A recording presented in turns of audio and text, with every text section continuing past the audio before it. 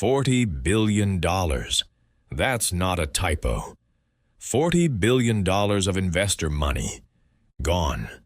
Not stolen in a traditional sense, not in a way that would trigger immediate federal indictments. Gone because of a mathematical impossibility disguised as genius, a pyramid built on top of another pyramid, all of it collapsing in real time, while millions watch their life savings evaporate on their phone screens. Let me introduce you to some of these people first, because the numbers don't matter until you understand what those numbers represent. Sarah is a 47-year-old nurse from Austin, Texas. She invested $60,000 in Luna tokens.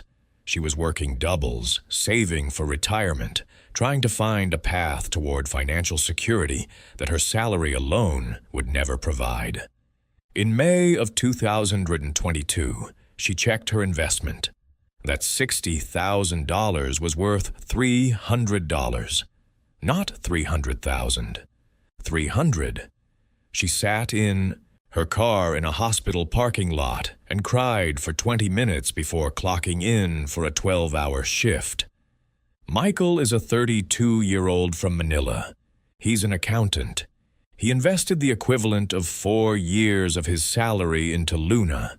He believed the pitch. Everyone was talking about it. The influencers were talking about it. The financial news outlets were talking about it. How could something everyone was talking about be wrong? Michael's family is still asking him when he'll recover the money. He still doesn't have an answer. He tells them soon. He doesn't believe it. Rajesh is a 61-year-old from Mumbai who had just retired. His entire pension, his entire safety net for the remaining decades of his life was in Luna. He was supposed to travel. He was supposed to see his grandchildren grow up without worrying about money.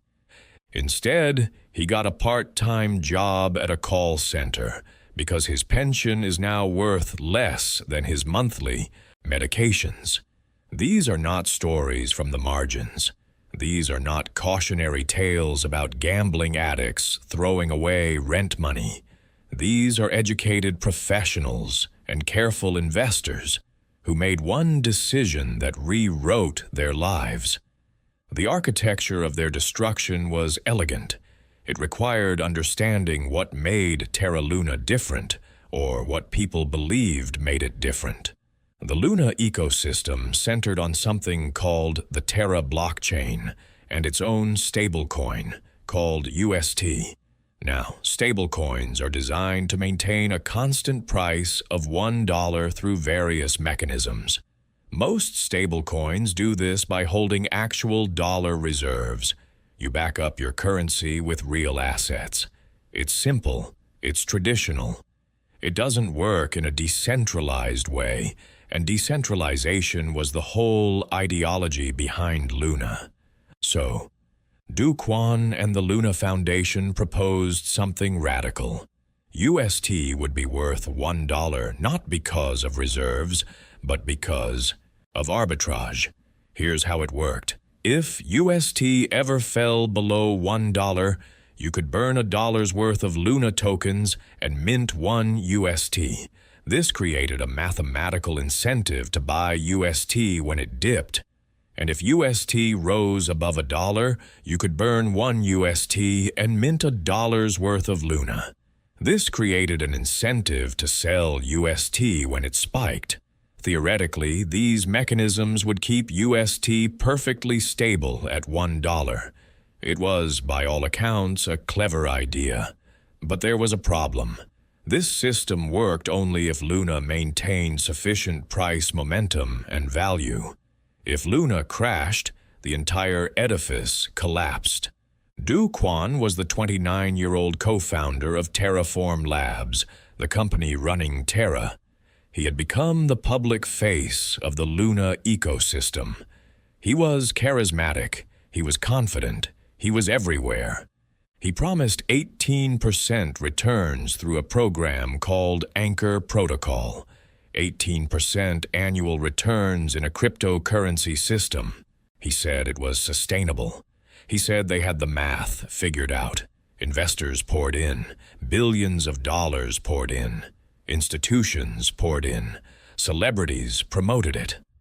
By early 2022, the Luna ecosystem was worth around $40 billion. Kwon's personal stake made him a billionaire on paper. And then, in May of 2022, something shifted. There was a huge withdrawal from Anchor Protocol.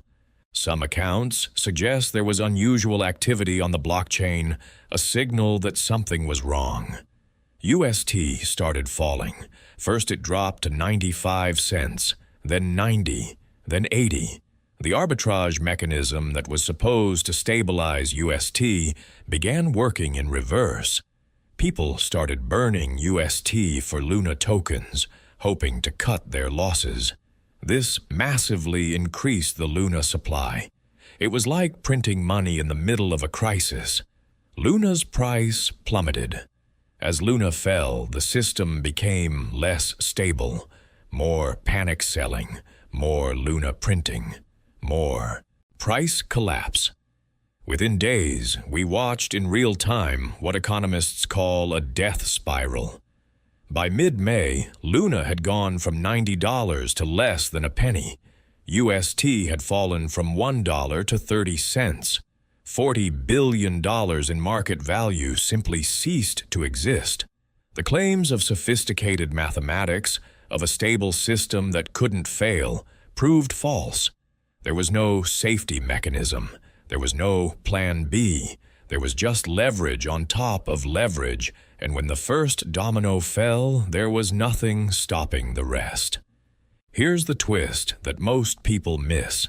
In April, just weeks before the collapse, Kwon had publicly mocked investors who warned about the system's risk.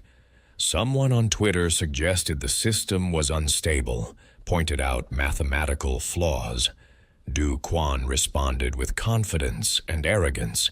He knew what he was doing, he suggested. Trust him. Some analysts later discovered that Terra had actually used its own Luna token, reserves to prop up the price of UST in the weeks leading up to the collapse. They were using their own money to create the illusion of stability. It was a Ponzi mechanic dressed up in blockchain language. Regulators began investigating immediately. The Securities and Exchange Commission, the Commodity Futures Trading Commission, authorities in multiple countries. South Korea, where Terraform Labs was officially registered, launched a full criminal investigation. In September 2023, Kwon disappeared. He stopped posting on Twitter. He stopped responding to investigators. By most accounts, he had fled the country. It took several months before anyone confirmed his location. He was arrested in Montenegro in March 2023, caught at an airport trying to travel with a fake passport. He's still fighting extradition. The United States wants to prosecute him on charges of wire fraud and conspiracy. South Korea wants him for various financial crimes. He's been shuttled between prisons and courts in Eastern Europe, and the legal process has moved with a bureaucratic sluggishness that would be comical if it weren't so enraging to everyone who lost everything. And the victims? Sarah is still working overtime shifts. Michael still checks his bank account every morning, hoping for some recovery he knows won't come. Rajesh is still working part-time. They haven't recovered a single dollar. There has been no compensation. There has been no class action settlement. There have only been criminal proceedings against Kwon that will likely take years to conclude, and even if they succeed, it's unclear whether any restitution will ever reach the people who lost their life savings. A few people involved in Luna have been prosecuted. Some exchanges that facilitated the trading have faced penalties. But the simple truth is this: $40 billion disappeared. A mathematical impossibility was marketed as revolutionary financial innovation. Millions believed it because everyone around them seemed to believe it. And one young man became a billionaire by exploiting that belief, then vanished when it all fell apart. The system worked exactly as designed, just not in the way its victims hoped. Follow The Grift Reports for more financial crime stories.